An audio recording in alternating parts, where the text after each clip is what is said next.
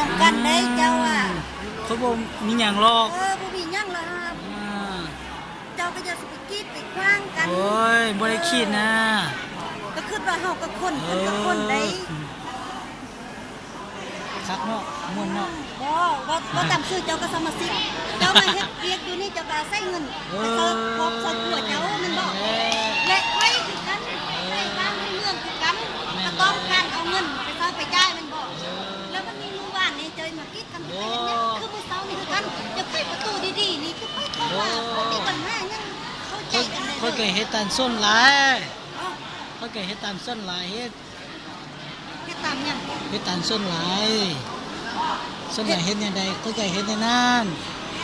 นี่เฮาจะคิดเบิ่งแม่จะตัดสินใจดีๆถ้ามีปัญหาพวกเขาเด้อนี่เด้อหนึ่งในนั้นเจ้าจะ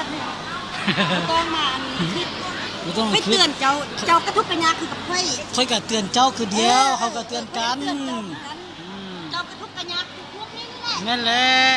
แล้วเจ้าสิมาตัวสังเฮาคักแน่ค่อยก็บ่มีอยู่มีกินค่อยก็ไปขอน้ำพวกเจ้ากินพวกเจ้าบ่มีพวกเจ้าก็มาขอน้ำค่อยกินแหละ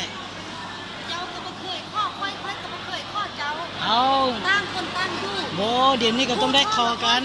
เจ้า